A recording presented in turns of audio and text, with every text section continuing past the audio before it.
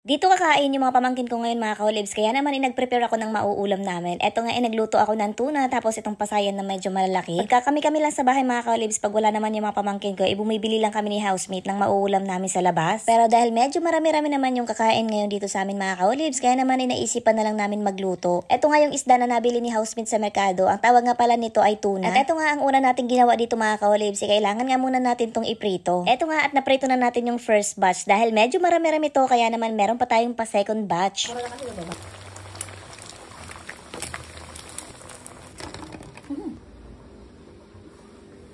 Tapos na nga nating maprito lahat ng isda, kaya naman ang kasunod nating gagawin ay magigisa tayo dito ng onion, garlic at saka ginger. Pagka lumabas na yung masarap na aroma, ilalagay na natin itong maraming kamatis. Medyo nataranta pa nga ako dito mga kaolibs kasi nga biglang umapoy. Hindi ko talaga alam kung anong meron sa kamatis, bakit kaya pag nilalagay natin to sa kawali, bigla na lang umaapoy. Naisip ko tuloy, baka galing dito talaga yung petrolyo. Char. So while pinapalambot ko nga yung kamatis mga kaolibs, nag-prepare na ako dito ng maraming itlog. Hindi naman masyadong marami kasi mga 10 piraso lang naman itong ginamit ko. Hindi na magiging simpleng prito na lang itong ating isda mga kaolibs dahil gagawin natin tong espesyal. Pagkatapos ko nga matanggal lahat sa shell mga kaolibs, kailangan na natin tong i-mix.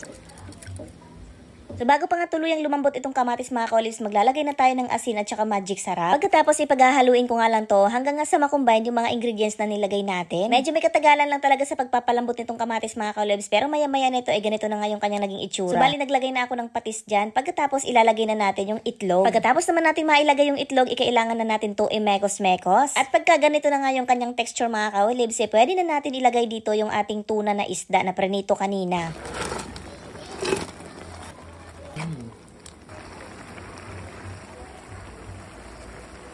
Katapos nga ng ilang minuto ay naluto na rin itong ating unang ulam mga kaolibs. At ang tawag nga pala sa recipe na ito is sarsyadong tuna. Pwede rin kayo gumamit dito ng bangos or kahit anong isda, basta ang kailangan lang naman iiprito muna. Ito nga nagpe-plating pa lang ako dito mga kaolibs, talaga namang nakakatakam ng kumain. Pero kailangan pa natin mag-wait dahil magluluto pa ako dito ng shrimp. So first naglagay muna ako dyan ng butter. Pagkatapos isinunod ko na nga dito yung garlic. Paghaluin nga lang natin ito mga kaolibs hanggang nga sa lumabas yung masarap niyang aroma. Pagkatapos sinundan ko na nga ito ng cajun powder. Wala naman kayong cajun powder mga kaolibs, okay lang yan. Kahit ketchup lang yung ilagay mo dyan pagkatapos sundan mo ng hot sauce. Lagyan mo lang ng konting asukal, masarap na yon. Dahil tapos na nating timplahan, ilagay na natin yung ating malalaking shrimp. Pag malalaking shrimp mga kaolibs, ang tawag dito sa amin ay lukon. Sa inyo ba mga kaolibs, anong tawag nito sa inyo? So bali naglagay na ako dyan ng paminta, tapos naglagay pa ako dyan ng kaunting magic sarap. Naglagay na rin tayo ng kaunting asin at eto na nga yung kanyang itsura nung paluto na. Yung pinakahuli ko na nilagay yung ating soft drinks. Dapat talaga Sprite yung ilalagay nating soft drinks mga kaolibs. Pero dahil naubusan, ipagtyagaan na lang natin itong Coke. So bali pakukuluan pa natin to ng mga 5 minutes mga kaolibs. So kailangan talaga natin matanggal yung liquid dyan. Mas masarap nga to mga kaolibs pag hindi masyado masabaw. At eto na nga yung kanyang itsura nung maluto na. Ay talaga naman ang sarap niyang papakin with only rice. So eto na yung ating plating time. Ito talaga yung nakaka-exciting part kasi nararamdaman ko na nakakain na kami. Yung amoy pa lang talaga niyan mga kaolibs, mapapasabi ka na baka kulang sa'yo yung isang kaldero. Promise yarn. So yes, dahil natapos na tayo sa ating pagpi-plating, ngayon naman ipinaredy ko na nga kay Tisay itong mga bata. Pinasandukan ko na rin ng kanin para nga hindi na magkagulo. Alam niyo naman yung mga bata, sobrang magugulo talaga yan ng wala sa oras. So, paano ba yan mga kaolibs? Mag-ready na kayo ng inyong kanin at tara sabayan nyo nga kami. Nakaupo ko pa lang mga kaolibs, pagtingin ko 3 piraso na lang itong aking pasayan. Kaya kinuha ko na bago pa nila maubos. Ito talaga yung masarap sa kainin mga kaolibs, yung nag-aagawan kayo sa kakaunting ulam. Kasi ko kasi pag kami lang yung kumakain ni housemate sa bahay tapos yung 2